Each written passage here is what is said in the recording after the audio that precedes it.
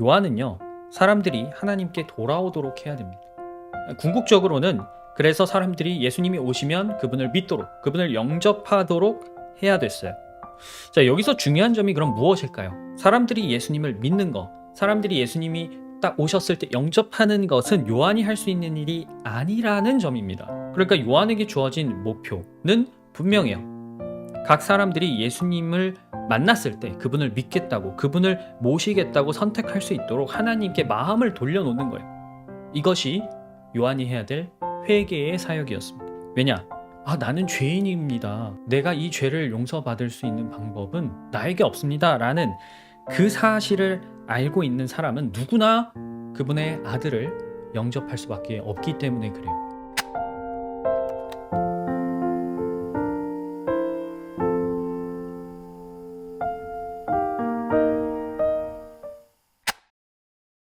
찾으셨죠? 요한복음 1장 1절부터 9절 그리고 15절을 제가 읽도록 하겠습니다. 태초에 말씀이 계셨다. 그 말씀은 하나님과 함께 계셨다. 그 말씀은 하나님이셨다. 그는 태초에 하나님과 함께 계셨다. 모든 것이 그로 말미암아 창조되었으니 그가 없이 창조된 것은 하나도 없다. 창조된 것은 그에게서 생명을 얻었으니 그 생명은 사람의 빛이었다. 그 빛이 어둠 속에서 비치니 어둠이 그 빛을 이기지 못하였다. 하나님께서 보내신 사람이 있었다. 그 이름은 요한이었다. 그 사람은 그 빛을 증언하러 왔으니 자기를 통하여 모든 사람을 믿게 하려는 것이었다. 그 사람은 빛이 아니었다. 그는 빛을 증언하러 왔을 따름이다. 참 빛이 있었다. 그 빛이 세상에 와서 모든 사람을 비추고 있다. 15절을 보세요. 요한은 그에 대하여 증언하여 외쳤다. 이분이 내가 말씀드린 바로 그분입니다. 내 뒤에 오시는 분이 나보다 앞서신 분이라고 말씀드린 것은 이분을 두고 말한 것입니다. 그분은 사실 나보다 먼저 계신 분이기 때문입니다. 자, 그래서 오늘은요, 요한복음 그리고 누가복음의 내용을 가지고 증인 요한이라는 제목으로 여러분과 함께 말씀을 나누려고 합니다. 오늘 이 본문에 등장하는 요한은 이 성경에서 구약 그리고 신약이 바뀌는 한 가운데 있었던 아주 중요한 인물이라고 말씀드릴 수 있습니다. 자, 그는요, 예수님의 앞길을 먼저 닦는 구약의 마지막 선지자였어요. 또 혈통으로는 예수님과 친척 사이로 하나님께서 모태에서부터 선택하신 사람이었습니다. 오늘은 증인으로서 이 요한이라는 인물에 관해 살펴볼 건데요. 그 전에 제가 왜 이 주제를 이번 주에 꺼내 왔는지에 대해서 말씀을 드리려고 합니다. 서방교회에서는 전통적으로 이제 성탄절 4주를 대림절로 지켜왔습니다. 대림, 예수님의 임재를 기다린다라는 뜻인데, 이 대림절의 기간 각 주일에는 보통 이제 전통적으로 함께 나누는 말씀의 주제들이 있어요. 한 해를 마무리하는 연말 시즌, 그리고 이 성탄의 절기가 겹치기 때문에 우리는 물론이고 또 사람들에게도 자연스럽게 예수님에 관해서 생각하게 만들 수 있어요. 그래서 우리뿐만 아니고 많은 사람들이 그렇게 한 해를 마무리하고 또 새해를 시작하는 중요한 계기가 되겠죠. 그래서 우리도 이제 연말 그리고 이 성탄을 맞아서 3주 동안 예수님의 초림과 재림에 관해서 다시금 주목하는 계기로 삼으려고 합니다. 자, 그래서 오늘 그 첫 번째 순서로 예수님의 앞길을 준비했던 요한에 관해서 살펴보는 거예요. 요한이 하나님께 이제 선택을 받고 또 그가 사역하는 그 순간에 이르기까지 굉장히 예수님의 증인으로서 살아야 하는 우리와 닮은 것들이 많아요. 그리고 우리가 배워야 될 것도 많습니다. 따라서 우리는 예수님이 다시 오시기를 기다리는 사람으로서 그분이 처음 이 세상에 다시 오시는 장면에서 교훈을 얻어야만 하겠죠.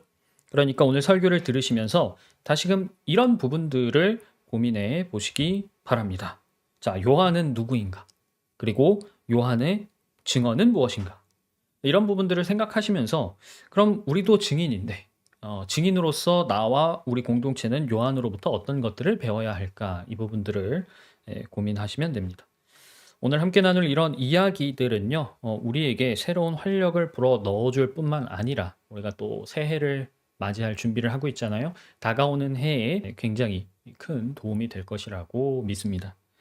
자, 오늘은 말씀의 길을 준비하는 사람으로서의 요한, 준비자로서의 요한이죠. 그리고 빛의 증인으로서 요한, 마지막으로 제자의 길로서 우리가 요한에게서 배워야 할 부분들을 순서대로 말씀드리도록 하겠습니다. 자, 증인 요한 첫 번째로 준비자 요한에 관해서 좀 이야기를 나눠볼까요? 우리가 요한의 탄생부터 다시 한번 차근차근 좀 보도록 하겠습니다. 요한의 탄생은요, 누가복음 1장에 자세히 기록되어 있는데요. 잠시 함께 누가복음 1장을 펴보도록 하겠습니다. 누가복음 1장에서 이제 5절 부분을 한번 보시기 바랍니다. 5절부터 7절까지 사가랴와 그의 아내인 엘리사벳이 언급됩니다. 자, 보시면요. 사가랴는 제사장이에요. 엘리사벳은 제사장 집안인 아론의 자손이었습니다. 이 엘리사벳이 이제 영어권에서 우리가 흔히 알고 있는 엘리자베스라는 이름이죠. 두 사람은요, 하나님 앞에 정직하고 율법을 흠없이 지키는 사람들이었습니다. 자, 그러나 안타깝게도 엘리사벳은 임신을 할 수 없는 몸이었고요. 그리고 두 사람은 또 나이가 많이 들어서 아이를 기대할 수도 없었습니다. 자, 그런데 8절부터 보시면요. 이 사가랴가 제사장 업무를 보게 됩니다. 그러면서 어떤 업무를 맡냐면 성소 안에 들어가서 향을 피우는, 이걸 분향이라고 하죠. 향을 피우는 일을 하는데요. 그러던 중에 어느 날 갑자기 주님의 천사를 만나게 됩니다. 그리고 천사는요, 엘리사벳이 아들을 낳을 것이며 그 아이가 큰 사람이 될 것이다 라고 계시를 해요. 여러분, 여기까지 보시면 요한의 탄생에 앞서 일어난 모습들이 어떤 면에서는 예수님의 탄생과 묘하게 겹치는 부분들이 있다는 걸 느끼실 텐데요. 일단 예수님의 탄생 전에도 이제 가브리엘이라는 천사가 직접 와서 마리아에게 너가 아들을 낳을 것이다 라고 얘기를 해 주었습니다. 물론 차이점도 분명히 있죠. 엘리사벳은 결혼한 여자였고 마리아는 결혼하지 않은 여자라는 점에서 가장 큰 차이가 있습니다. 하지만 상황만 놓고 한번 생각을 해보면 엘리사벳은 불임이었고 마리아의 경우에는 남자와 잠자리를 해본 적이 없기 때문에 두 사람 다 임신이 불가능했다라는 공통점이 있죠. 아이를 낳을 수 없는, 인간적인 방법으로는 아이를 낳을 수 없는 상황이었어요. 그런데 천사가 각각 와서 아이가 태어날 것이고 그 아이가 어떤 사람이 될 것이다 라고 구체적으로 얘기를 해 주었기 때문에 어떤 면에서는 이제 비슷하다라고 얘기를 할 수가 있는 것입니다. 물론 요한의 탄생은 예수님의 그 탄생과 당연히 같은 것은 아니지만요. 어쨌든 동일하게 하나님의 능력으로 선택을 받은 사람이 태어나게 될 것이라는 점에서는 공통점이 있습니다. 사가랴에게 나타난 이 천사는요, 앞으로 태어날 요한이라는 아이에 관해서 구체적으로 다음과 같이 얘기를 했습니다. 누가복음 1장 15절, 16절을 보시면요, 이렇게 얘기를 해요. 그는 주님 보시기에 큰 인물이 될 것이다. 그는 포도주와 독한 술을 입에 대지 않을 것이요, 어머니 뱃속에 있을 때부터 성령을 충만하게 받을 것이며 이스라엘 자손 가운데서 많은 사람을 그들의 주 하나님께로 돌아오게 할 것이다 라고 했어요. 자, 이 말은요, 구약의 율법의 관점에서 보면 나시린으로 키우라는 뜻입니다. 나시린. 이 율법에는 특별히 나시린이라는 사람의 타입이 있는데 나시린이라는 것은 완전히 하나님께 바쳐진 사람이다라는 거예요. 그래서 철저한 성별, 철저한 구별, 그리고 철저한 거룩을 요구하였습니다. 천사가 요한이라는 아이를 그렇게 키우라고 요구했다라는 것은 증인으로서 어떤 준비를 해야 되는가, 증인은 어떤 사람이 되어야 하는가에 대해서 우리한테 굉장히 큰 교훈을 준다고 말씀드릴 수가 있어요. 자, 요한이 준비자였잖아요. 그럼 뭘 준비했느냐? 그 두 가지가 아주 간단하고 명료합니다. 첫 번째로 언급된 것은 우리가 방금 읽었던 것처럼 포도주와 독한 술을 입에 대지 않을 것이요 라고 했죠. 이건 경건이라고 요약할 수 있습니다. 자주 말씀드렸는데 경건은 그 어원을 잘 보면 균형을 말하고 있어요. 균형, 밸런스. 균형에 가장 필요한, 균형을 잘 맞추려면 아주 중요한 자질이 무엇이냐? 저는 절제라고 말씀을 드리고 싶습니다. 절제. 자, 포도주와 독한 술을 마시지 않는 것이 바로 대표적인 절제예요. 절제를 잘못 생각하면 금욕으로 갈 수 있는데 금욕은 오히려 균형을 무너뜨리는 것이죠. 성경에서 말하는 것은 금욕이 아니라 항상 절제입니다. 특히 이제 포도주나 독한 술을 마시지 않는 절제를 이야기하는 이유는 신약에서도 우리한테 계속 거듭 강조하는 것과 일맥상통해요. 뭐예요? 항상 정신을 차리고 깨어 있어라는 겁니다. 그러니까 분별력을 계속해서 유지할 수 있는 그런 상태여야 한다는 것이죠. 이걸 다른 말로 환원하자면 여러분이 말 하나, 행동 하나, 생각 하나하나에 있어서 실수를 하지 않도록 항상 유의해야 된다는 겁니다. 그게 깨어 있는 거예요. 자기가 어떻게 발을 디딜 것인지 항상 조심하면서 살피는 것이죠. 그래서 그리스도인도 항상 모든 일에 절제를 해야 됩니다. 그리고 그 절제가 다른 말로 어떻게 나타나냐면 만족으로 나타나요. 예, 만족할 수 있으면 모든 일에 자제하고 절제할 수 있기 때문이죠. 그리고 그리스도인이 절제해야만 실수를 줄일 수가 있습니다. 물론 사람이니까 100% 실수를 안 하고 살 수는 없어요. 그러나 우리도 세상에서 그런 말 하잖아요. 맨날 실수하는 사람 보면 그거는 어리석은 거라고 얘기하잖아요. 마찬가지예요. 그리스도인이 본인을 죄 그리고 악으로부터 지키고 싶다면, 다른 말로 본인을 항상 깨끗한 그릇으로서 유지하고 싶다면 경건은 필수입니다. 그리고 그 경건의 핵심은 만족, 곧 절제라는 사실을 꼭 기억해 주셨으면 좋겠어요. 자, 둘째 조건은 뭐였냐면 이런 표현이 나오죠. 어머니 뱃속에 있을 때부터 성령을 충만하게 받을 것이며, 즉 성령 충만인 겁니다. 자, 성령 충만은요, 그릇에 물을 가득 담는 것이라고 생각하시면 됩니다. 그래서 제가 아까 방금 말씀드렸던 경건과 함께 갈 수밖에 없어요. 자, 여러분, 더러운 그릇이 있으면 우리가 거기다가 음식을 담아 먹겠어요? 그럴 수 없잖아요. 마찬가지로 성령님께서는요, 어떤 사람의 마음이나 생각이 더럽다면, 그 사람의 언행이 더럽다면 그 안에 당신을 가득 채우실 수가 없겠죠. 자, 이것은요, 우리 그리스도인한테 굉장히 중요한 교훈을 시사합니다. 하나님의 일을 이루시는 분이 바로 성령님이시다라는 사실을 믿으십니까? 그렇다면 그 영으로 충만하기를 기대하고 또 그렇게 하실 수 있도록 여러분이 더러운 것으로부터 자신을 지켜내셔야 합니다. 그러면 그것이 곧 하나님을 경외하는 거예요. 그분을 존중하는 것이죠. 그러면 당신을 경외하고 존중하는 것을 아시는 하나님께서는 항상 우리에게 성령을 충만히 부어주십니다. 자, 이렇게 경건 그리고 성령 충만이라는 준비자로서의 준비, 조건이 충족된다면 그 사람은 이제 누구나 요한처럼 아주 큰 능력을 가지고 하나님의 일을 수행할 수 있는 사람이 되는 겁니다. 여기에서 그 사람의 개인적인 능력, 개인적인 특성 이런 것들은 전혀 장애물이 되지 않아요. 요한이 성경 그 어디에 말주변이 좋다거나 굉장히 명석한 두뇌를 가지고 있다거나 한다는 표현은 나오지 않습니다. 그가 그런 능력을 갖고 있어서 선택을 받고 예수님의 앞길을 준비한 게 아니죠. 어떤 사람이든지 하나님께 자신을 다 드리고요. 그래서 자신을 깨끗하게 해서 성령으로 가득 차게 된다면 하나님의 일을 당연히 할 수가 있게 됩니다. 그 사람이 하는 게 아니라 그 사람 안에 계시는 하나님의 영이 하시는 거니까요. 자, 그렇다면 요한이 이렇게 준비가 됐어요. 그럼 요한이 이렇게 준비를 잘 해서 뭘 해야 되는지를 우리가 생각해 봐야겠죠.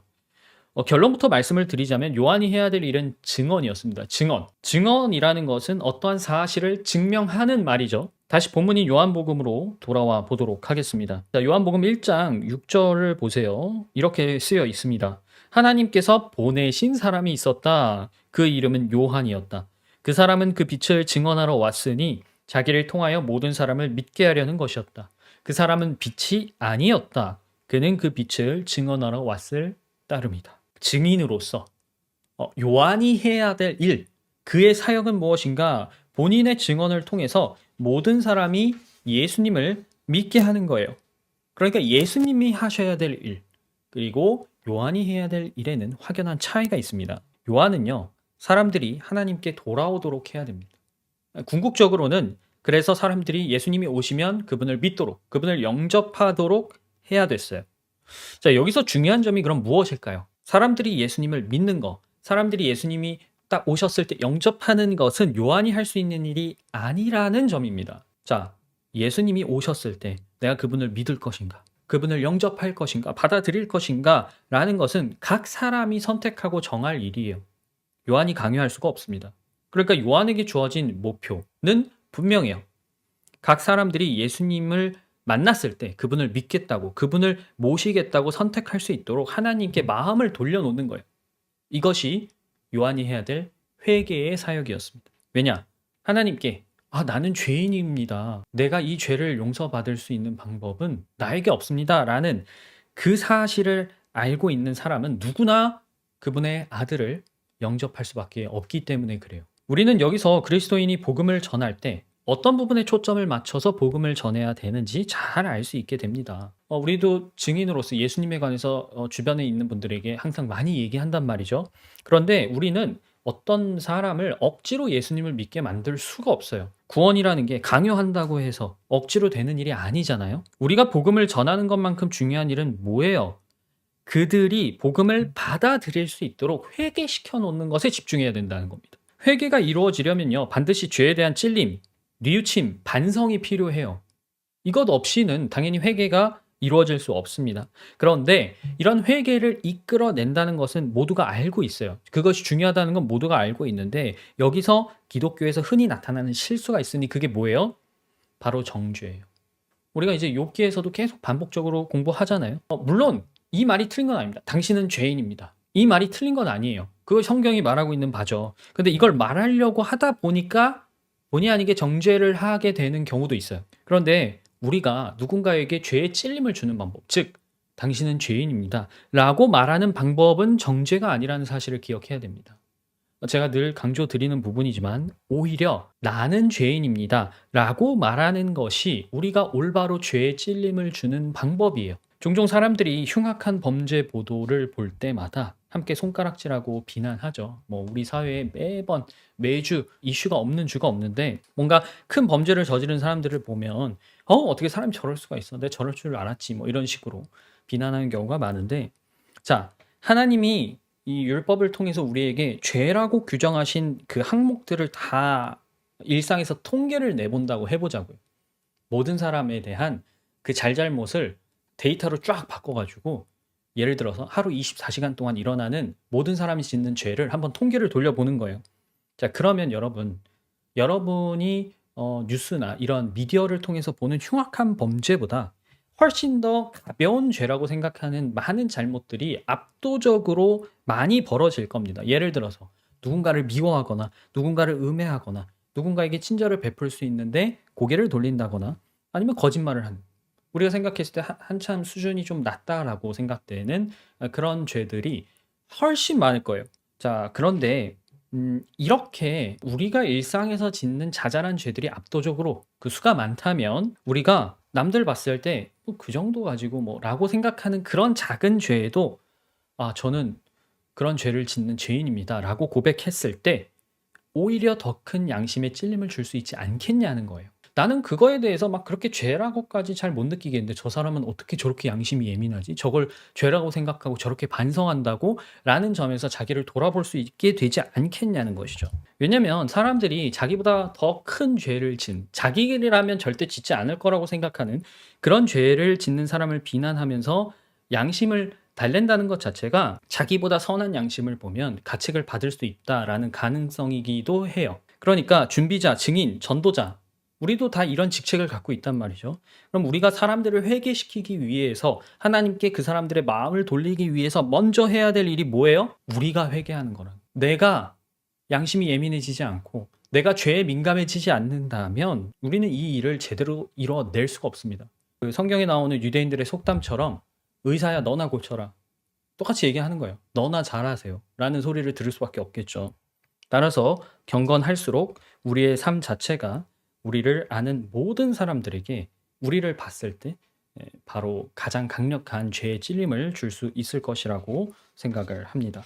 그래서 이 부분을 잘 유념해 주셨으면 좋겠어요. 자, 증인 요한 두 번째로는요, 그러면 빛의 증인 요한에 관해서 말씀을 드리겠습니다. 앞서 이제 증인으로서 요한이 해야 될 일들에 관해서 살펴봤는데, 그러면 이 두 번째 소주제에서는 그럼 요한이 무슨 말을 했느냐, 예수님에 관해서 어떤 증언을 했느냐, 이 부분에 좀 초점을 맞춰 볼게요. 만약에 우리도 예수님에 관해서 증언해야 됩니다 라고 한다면 도대체 내가 예수님에 관해서 무엇을 어떻게 말해야 될지 좀 막연하게 느껴질 수가 있는데, 우리가 이것을 요한의 모습으로 하나씩 살펴볼 거예요. 자, 일단 우선 요한은 예수님이 사역을 시작하기 전에 그분을 위해서 일해야 되는 상황에 놓여 있었습니다.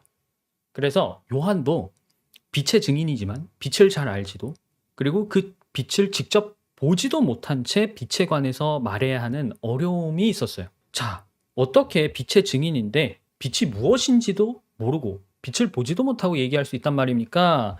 이렇게 얘기할 수도 있겠지만 사실 이건 제가 한 말이 아니고 요한이 본인이 직접 한 말이에요. 함께 요한복음 1장 29절을 보시기 바랍니다. 요한이 이렇게 얘기해요. 다음 날 요한은 예수께서 자기에게 오시는 것을 보고 말하였다. 보시오, 세상 죄를 지고 가는 또 혹은 제거하는 이라고 번역할 수 있습니다. 하나님의 어린 양입니다. 내가 전에 말하기를 내 뒤에 한 분이 오실 터인데 그분은 나보다 먼저 계시기에 나보다 앞서신 분입니다. 한 적이 있습니다. 그것은 이분을 두고 한 말입니다. 근데 여러분 잘 보세요. 나도 이분을 알지 못하였습니다. 라고 얘기해요. 이상하게 들리죠. 그래서 두 가지가 이거합니다.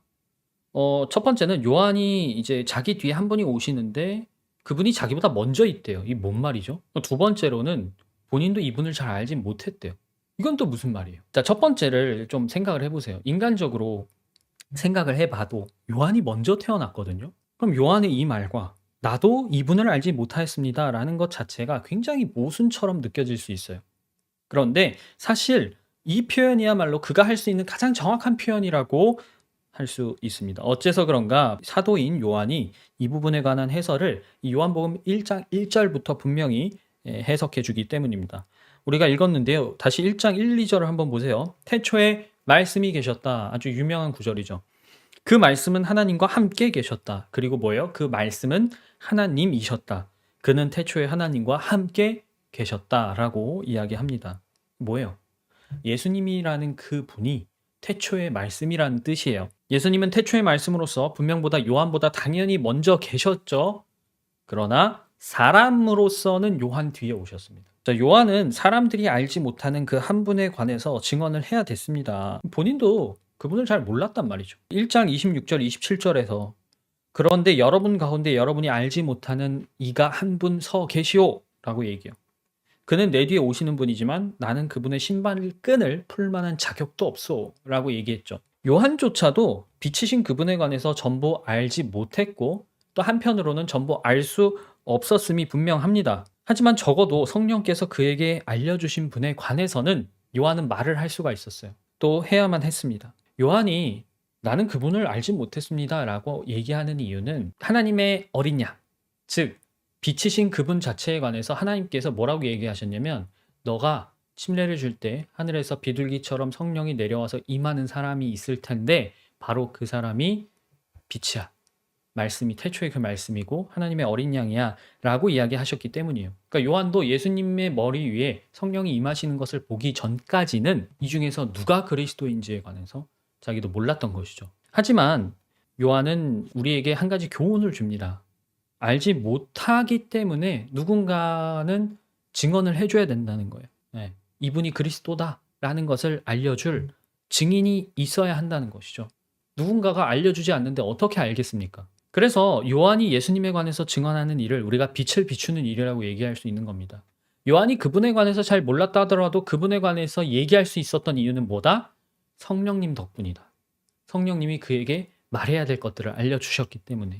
그리고 자기가 그 말을 함으로써 자기도 눈앞에서 성령이 임하시는 예수님을 직접 본 것이잖아요. 자, 그렇게 우리의 증언이 그 빛이 주변에 쫙 두루 비춰질 때 어둠 속에 있던 사람들은 내가 어둠 속에 있었구나라는 현실을 자각하게 되는 겁니다. 그리고 그래야만 빛으로 나아올 수 있는 기회를 얻게 되는 것이죠. 여기서 우리 그리스도인들이 요한처럼 빛의 증인으로서 활동할 때 마주하는 두 가지 어려움이 있습니다. 자, 일단 첫 번째로는요. 앞서 살펴본 것처럼 우리도 빛이신 분에 관해서 전부 알지 못한다는 겁니다. 네. 둘째는 그럼에도 우리가 아는 바에 관해서는 증명을 해내야 된다는 것이죠. 이게 말처럼 쉽지가 않습니다. 우리가 예수님에 관해서 하나님이라는 분에 관해서 알고 있는 지식은 그분이라는 분이 이렇게 전체가 있다면 아주 작은 일부분에 불과할 거예요. 물론 우리한테 계시되었고 또 수많은 그리스도인들이 2000년이 넘는 시간 동안 증명해온 그분에 관한 지식은 한평생을 부족해도 우리가 전혀 부족하지 않을 양입니다. 근데 그래서 더 놀라운 거예요. 요만큼 계시가 됐는데 그 계시가 된 걸로도 우리는 여전히 모르는 게 이렇게 많으니 그분에 관해서 다 알게 된다면 그걸 우리가 감당할 수 있을까라는 생각이 드는 것이죠. 자, 그런데 그분을 믿고 그분의 자녀가 되었고 그래서 그분을 따르는 우리조차 여전히 그분에 관해서 계속 배우고 있는데 한평생을 이것을 증언한다는 것은 굉장히 큰 도전이고 어려움으로 작용할 수가 있습니다. 일단은 우리의 증언이 사실인가? 사람들도 그거에 대해서 기대를 하거든요. 저 사람이 예수님을 믿는다고 얘기하는데 저 믿음을 증명할 수 있는가 지켜보고 있단 말이죠. 그런데 우리조차도 뭐 우리가 앞선 욥기에서도 봤지만 하나님과 나의 관계에 있어서도 나조차 설명하기 어려운 것들이 많잖아요. 하나님의 뜻에 관해서 나도 이해하지 못하는 부분이 여전히 많은데 내가 이거를 설명을 해줘야 돼? 증명을 해줘야 돼? 아, 이거 할 수 있을까라는 생각이 든다는 겁니다. 자, 그런데 하나님께서 너 할 수 있어 라고 얘기하실 뿐만 아니라 우리 스스로도 아, 내가 할 수 있겠구나 라고 확신할 수 있는 이유가 있어요.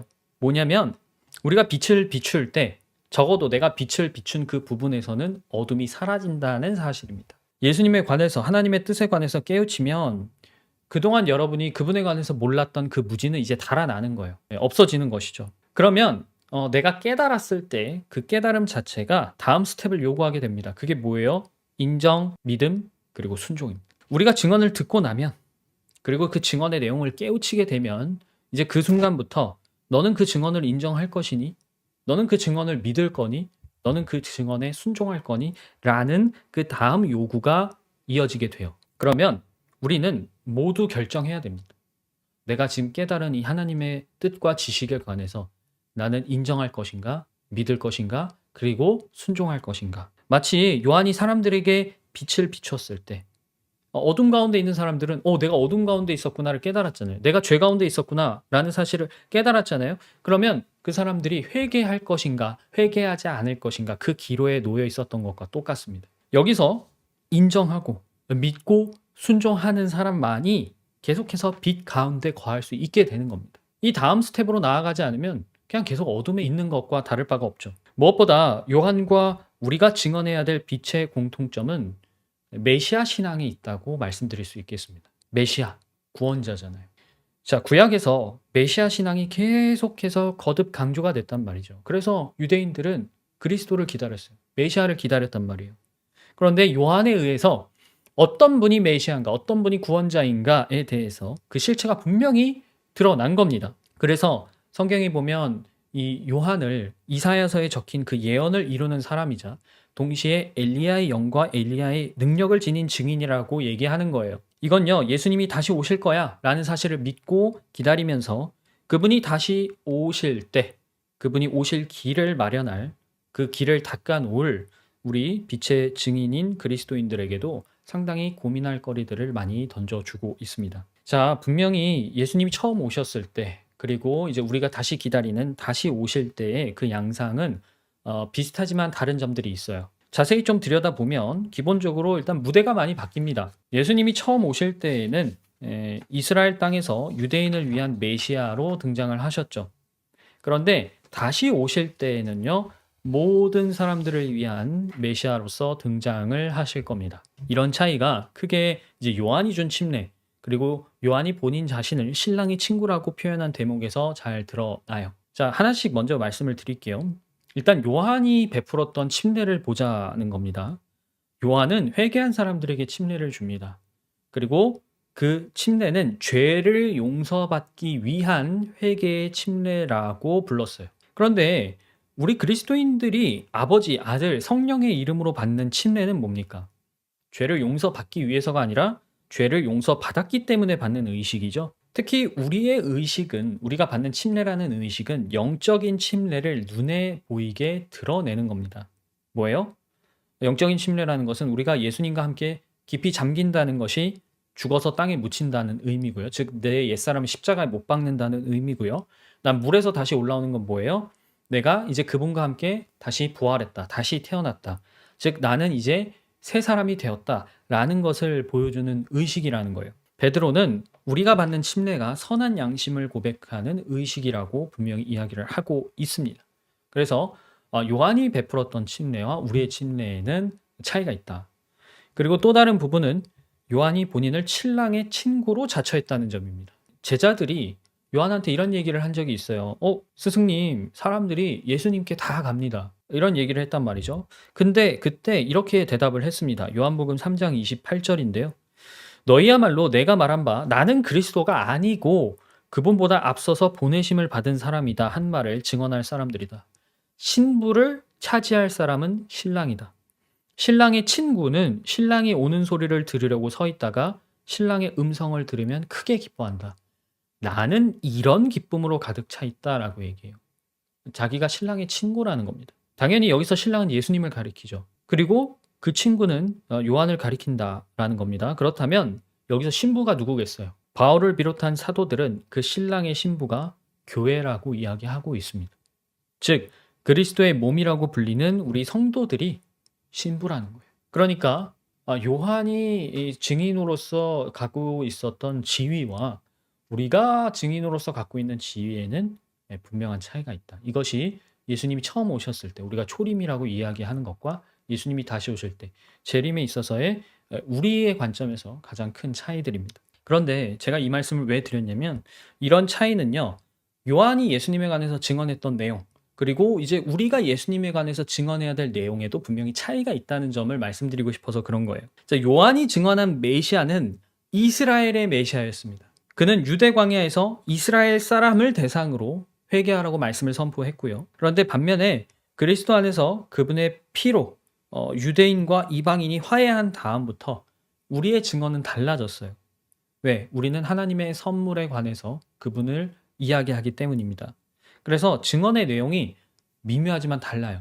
아까 제가 요한이 이런 말을 했다 그랬잖아요. 세상 죄를 지고 가는 하나님의 어린 양이다. 그런데 이 지고 가는이라는 말이 제거하는으로도 번역될 수 있다 그랬죠. 원문에 있는 단어 자체가 두 가지 뜻을 다 갖고 있기 때문인데 사실 이것이 어떻게 보면 요한의 입장 그리고 우리의 입장의 차이를 정확히 반영하는 것이기도 해요. 요한의 입장에서는 세상 죄를 지고 가는 하나님의 어린 양이었죠. 그러나 우리는 이미 우리를 위한 영원한 제사를 완성하신 분에 관해서 얘기하니까 예수님을 가리킬 때 세상 죄를 제거한 하나님의 어린 양이시다라고 표현을 할 겁니다. 바뀐 거예요. 증언의 내용이 아주 미묘하지만 우리가 말하는 메시아, 우리가 말하는 다시 오실 예수님은 영원한 대제사장이시고요. 모든 사람의 죄를 위한 그 영원한 제사를 십자가에서 갈보리 십자가에서 단 한 번으로 완성하신 분이고 처음 오실 때 미루셨던 당신의 왕국을 다시금 실현할 만인의 메시아로서 오실 분입니다. 자, 이 부분에 관해서 우리가 초림과 재림을 구분할 필요가 있고 우리가 요한의 모습에서 많은 것들을 본받지만 분명히 우리가 다르게 증언해야 되는 부분들이 있다는 것을 유념하시면 되겠어요. 자, 그러면 아까 언급했던 빛에 관해서 아는 바를 증명하는 그 어려움에 관해서 마지막 세 번째 소주제인 제자의 길로 좀 말씀을 드려보도록 하겠습니다. 증인 요한 세 번째는요, 제자의 길입니다. 제자의 길. 요한과 예수님의 제자들, 각각 따로 제자들이 있었는데요. 거기서 나타나는 모습을 비교하면서 우리는 제자로서 뭘 증명해야 되는지, 그리고 이 부분이 앞서 살펴본 증인으로서 우리 그리스도인의 삶과 어떻게 연결되는지 살펴보고 마치려고 해요. 앞서 우리는 요한이 사람들에게 회개하라 라고 외쳤다는 점을 보았습니다. 그런데 요한은 단순히 회개만 전파하거나 회개의 침례를 주는 것으로 멈추지 않았어요. 더 나아가서 사람들에게 이렇게 얘기를 했습니다. 누가복음 3장 8절에서 9절의 내용인데요. 회개에 알맞는 열매를 맺어라. 이게 포인트예요. 너희는 속으로 아브라함은 우리의 조상이다 라고 말하지 말아라. 내가 너에게 말한다. 하나님께서는 이 돌들로도 아브라함의 자손을 만드실 수 있다. 도끼를 이미 나무 뿌리에 갖다 놓으셨다. 그러므로 좋은 열매를 맺지 않는 나무는 다 찍어서 불 속에 던지신다라고 했어요. 이 말 표현을 잘 보면 제가 지난주 설교에 드렸던 그 말 기억나실 겁니다. 제가 이렇게 말씀드렸어요. 아브라함의 자손이기 때문이 아니라 어린 양을 잡아서 그 피를 문틀에 발라야 구원을 받는 것이다. 하나님 저는 아브라함의 자손인데요. 제 조상이 누구누구인데요. 라고 해서 진노를 피할 수 있는 게 아니라고 말씀드렸잖아요. 요한이 요구하는 것은 하나님의 선택은 반드시 믿음 그리고 순종으로서 열매를 맺어야 한다라는 겁니다. 즉 회개에는 마땅한 열매가 있어야 된다는 거예요. 마찬가지로 거듭난 사람이라면 우리가 예수님으로부터 성령의 열매를 맺어야 정상적인 겁니다. 그걸 기대하는 게 잘못된 게 아니에요. 인내, 온유, 친절, 사랑 그 외에 여러분이 알고 계시는 많은 성령의 열매들이 있는데 이게 어렵게 느껴지는 이유가 하나 있어요.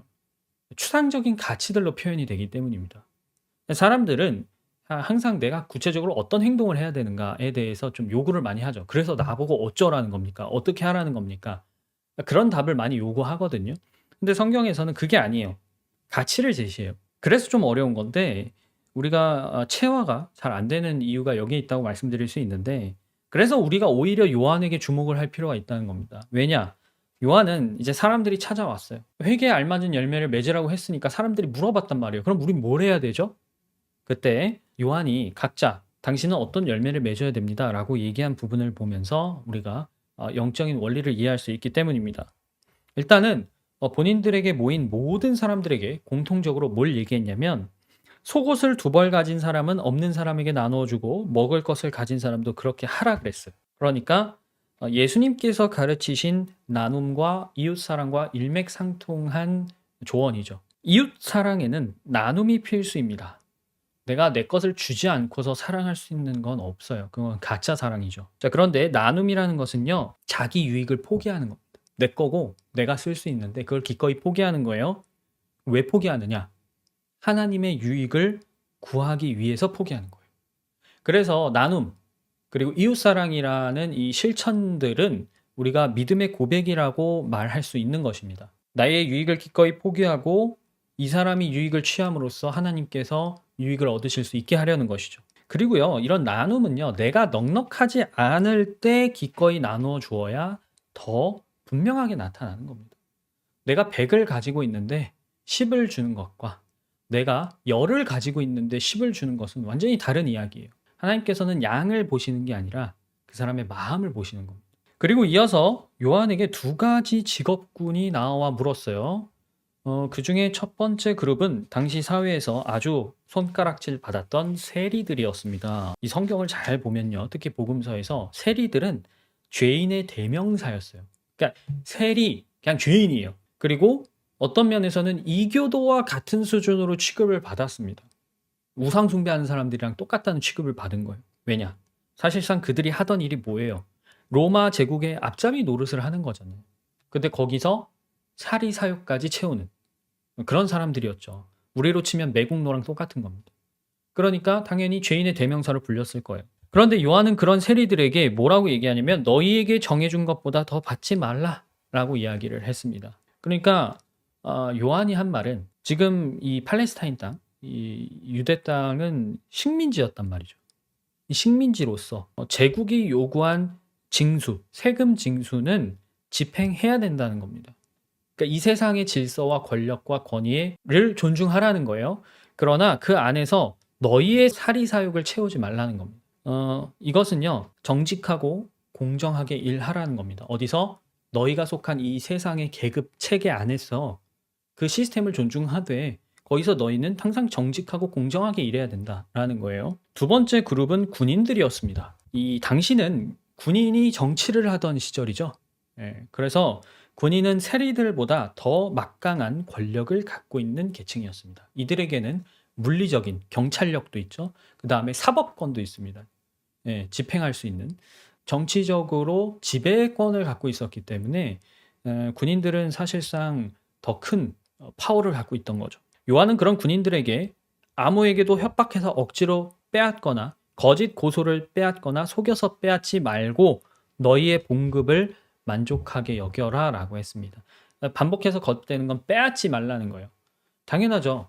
그 당시에 군인이면 로마 군인인데 권력을 갖고 있으니 수탈할 수 있잖아요. 자기가 다스리는 곳에서. 그렇게 하지 말라는 거예요. 착취하지 말고 너희가 나라에서 녹을 받으니까 그걸로 만족해 라고 얘기한 것이죠. 권력을 남용하지 말라. 그리고 너희는 권력을 갖고 있으니 정의를 집행해라.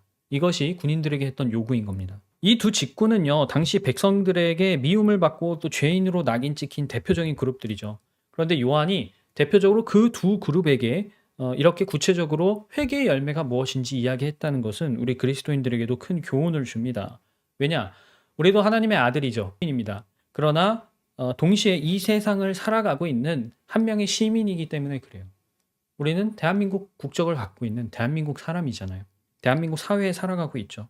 사회인으로서 대한민국이라는 곳에 그곳에 속한 어떤 한 지역의 시민으로서 또 어떤 내가 속한 일하고 있는 조직 안에서 살아가고 있단 말입니다. 동시에 여러분은 누군가의 자식 혹은 부모이고 또 내가 어떤 일을 하고 있느냐에 따라서 나라는 사람이 정의되기도 해요.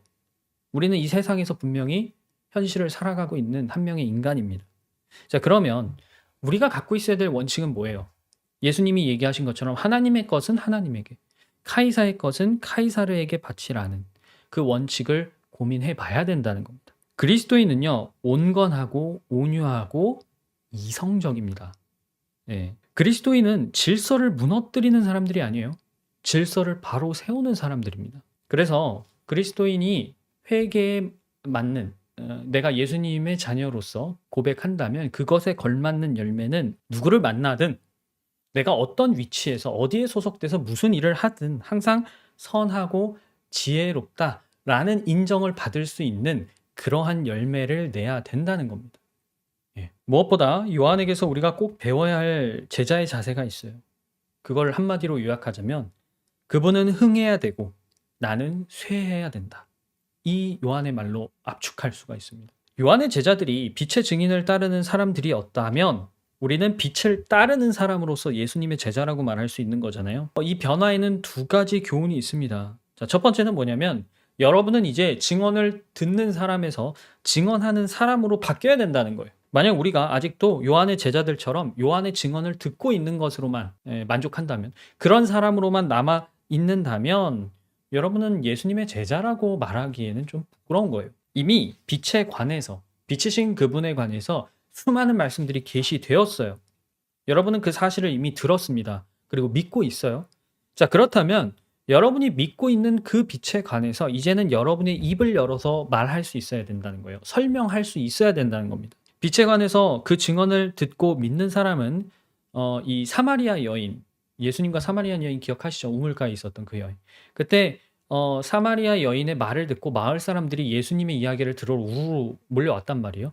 근데 결론적으로 그 마을 사람들이 이 사마리아 여인에게 이렇게 얘기했어요. 요한복음 4장 42절에 우리가 믿는 것은 이제 당신의 말 때문만은 아니요. 우리가 그 말씀을 직접 들어보니 이분이 참으로 세상의 구주이심을 알았기 때문이요. 이게 듣는 사람에서 증언자로서 바뀌는 바로 그 변화를 이야기하고 있는 것이거든요. 우리도 이렇게 바뀌어야 된다는 겁니다. 그리고 여러분이 증언하는 사람이 되려면 반드시 여러분은 쇠약해지고 여러분 안에 계시는 예수님은 강해지셔야 됩니다. 여러분은요, 꾸준히 빛에 거해야 되는데 우리가 꾸준히 빛에 거하지 않는다면 그 사람은 그냥 빛의 증언을 듣는 것으로 만족하려는 성향이 짙다고 판단을 할 수가 있습니다. 그러니까 현실 안주형이라고 얘기할 수 있는 거예요. 듣는 것으로 뭔가 자기가 이해한 것 같고 깨달은 것 같으니까 뭐 이만 됐지. 그 사람은 백날이 지나도 열매가 안 납니다. 자, 당연히 듣는 것에서부터 믿음이 시작하는 건 맞아요. 근데 여러분, 시작하고 끝인가요? 시작했으면 끝을 봐야죠. 듣는 데서 그치고 만다면 믿음은 타인은 물론이고 본인과 하나님 앞에서도 바로 설 수가 없습니다. 진리의 말씀에 관해서 우리가 들었다면 일단 깨우쳐야 돼요. 깨우쳤으면 어떻게 해야 됩니까? 그걸 내가 다른 사람한테 설명할 수 있어야 돼요. 그게 알미죠.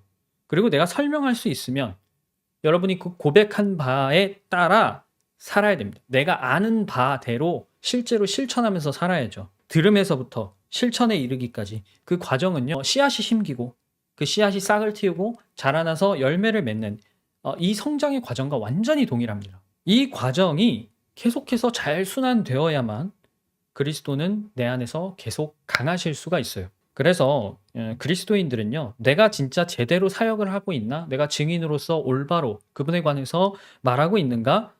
그 사실을 확인할 수 있는 방법이 하나 있습니다. 뭐냐면요, 내가 진짜 빛을 증언하는 사람으로 살고 있으면 계속해서 나는 약해진다는 거예요. 나라는 옛사람에 대한 흔적이 점점 바래져서 누구였지? 이런 생각이 들 수밖에 없어야 한다는 겁니다. 왜냐? 내가 빛에 관해서 증언하면 증언할수록, 내가 빛을 비추면 비출수록 오직 그리스도만이 내 안에서 드러나시기 때문에 그렇죠. 그런데 아이러니한 건 뭐예요? 내가 그렇게 그리스도인으로서 그리스도의 빛을 충만히 비출수록 사람들은 오히려 여러분이라는 사람에게 주목하게 될 거라는 거예요. 왜냐? 바로 그리스도와 함께 사는 내가 궁금해지기 때문이에요. 어떻게 사람이 저럴 수 있지? 어떻게 저런 신념을 가지고 저렇게 믿음을 가지고 저렇게 지혜롭게 살아갈 수 있지? 그건 겉으로 봤을 땐 나라는 인간을 주목하는 것이지만 내 안에 계시는 그리스도, 즉 나와 함께 계시는 그리스도에 대한 주목이죠. 그래서 주변 사람들로부터 받고 있는 어떤 관심이나 주목이 여러분 안에 계시는 그리스도라면 잘하고 계시는 겁니다. 그런 분들은 계속 꾸준히 진력하시면 돼요. 그런데 설령 아직 그렇지 못하다고 하더라도 너무 걱정하거나 또 실망하실 필요는 없습니다. 오늘 우리가 함께 나눈 이 말씀을 토대로 여러분도 그렇게 살려고 노력하시면 되는 거예요. 제가 여기서 당부드리고 싶은 점이 하나 있는데, 우리가 열매 맺는 것에 관해서 내가 자꾸 노력하려는 내 의지와 내 뜻을 가지고 노력하려는 것을 지양해야 된다는 겁니다. 오히려 성경은 그리스도를 알라고 하시고요. 그리고 여러분이 알면 그 뜻에 순종하라고 간단하게 이야기를 하고 있습니다. 이게 자연스러운 방법이에요. 여러분이 그분을 알고 그분의 뜻에 순종하면 열매 맺는 것은 정말로 자연스러워지는 겁니다. 이 자연스럽다라는 말 자체가 우리가 보고 있는 자연에서 빌려오는 표현이잖아요. 절로 일어난다는 거거든요. 그리스도를 증언하는 일, 내가 성령의 열매를 맺는 일, 그 어느 것 하나 내가 막 초조해하거나 발을 동동 구를 일이 하나도 없어진다는 겁니다. 때를 따라서 하나님의 능력에 따라 자연스럽게 꽃이 피고 열매가 맺히는 것이죠. 그리고 저는 그것이 그리스도인들이 누릴 수 있는 진짜 평안이라고 생각합니다. 그 자연스러움에 하나님의 뜻에 나를 맡기면 여러분은 평안을 얻을 수 있을 것이고, 그 평안이 내가 지금 하나님 나라 안에서 안전하게 거하고 있구나 라는 확실한 증거가 될 거예요. 자, 성도 여러분, 우리가 오늘 살펴본 이 요한은 그 당시에 유대인들이 믿기만 했더라면 구약에서 예언했던 엘리야가 될 수도 있었다고 해요. 예수님이 이렇게 말씀하셨거든요. 마태복음에 모든 예언자와 율법서는 요한에 이르기까지 하늘나라가 올 것을 예언하였다. 너희가 그 예언을 기꺼이 받아들이려고 하면 요한, 바로 그 사람이 오기로 되어 있는 엘리야다라고 직접 얘기하셨어요. 그러나 우리는 그 믿음이 없어서 예수님을 거부했던 유대인들의 모습을 분명히 보았죠. 그를 십자가에 못 박으십시오라고 외쳤던 그 소리를 우린 기억한단 말입니다. 이 외침은요, 가나안 땅에서 40년이라는 그 시간을 허비했던 선조들의 과거를 아득히 뛰어넘은 그야말로 최악의 선택이었어요. 하지만 그 덕에 오늘날 우리 같은 이방 사람들에게도 구원의 문이 열렸고, 우리가 예수님의 형제이자 한 몸인 신부이고 공동 상속자라는 어마어마한 지위를 얻게 된 것입니다. 여러분, 이 놀라운 역사는 여기서 멈추지 않을 거예요. 성경은 그 예수님께서 다시 오실 것이라고 얘기하고 있습니다. 따라서 이제 요한이 빛의 증인으로서 살며 남긴 발자취는 우리에게로 이어지고 있는 것입니다. 그가 해야 했던 증언, 우리가 해야 되는 증언 완전히 동일하진 않죠. 분명히 많은 것들이 바뀌었기 때문입니다. 그러나 광야에서 메시아를 영접시키기 위해 사람들의 마음을 하나님께로 돌이켰던 그 요한처럼 우리도 광야 같은 이 세상에서 다시 오실 메시아를 기뻐 받아들일 수 있도록 사람들에게 외쳐야 합니다. 여러분을 위한 복음이, 기쁜 소식이 마련되어 있다고 말이죠. 자, 이제 빛을 소유한 분으로서 또 빛 가운데 거하는 성도들로서 제가 당부드리겠습니다. 어깨를 펴고 당당하게 사세요. 여러분의 믿음을 말하는 것을 결코 부끄러워하지 마십시오. 사람들이 인정을 하든 인정하지 않든, 내 말을 듣고 믿든 믿지 않든 개의치 마시기 바랍니다. 그리스도 안에 있는 사람이든 밖에 있는 사람이든 훗날 우리가 기다리는 그 예수님께서 오시면 여러분이 예수님에 관해서 했던 모든 증언을 그 사람들은 기억할 거예요. 그리고 그분이 처음 오셨을 때와 마찬가지로 우리의 증언은 하늘에서는 하나님께 영광, 땅에는 평화라는 찬송으로 바뀌어 불릴 것입니다. 자, 오늘은 함께 베드로후서 3장 13절에서 15절의 말씀을 읽고 마치려고 하는데요. 자, 그러나 우리는 주님의 약속을 따라 정의가 깃들여 있는 새 하늘과 새 땅을 기다리고 있습니다. 사랑하는 여러분, 여러분이 이것을 기다리고 있으니 티도 없고 흠도 없는 사람으로 아무 탈 없이 하나님 앞에 나타날 수 있도록 힘 쓰십시오. 그리고 주님의 오래 참으심이 구원을 위한 것이라고 생각하십시오. 오늘 베드로의 이 말을 다시 한번 우리가 증인으로서 어떻게 살아야 되는지 잘 연결해서 묵상해 보시기를 바라겠습니다.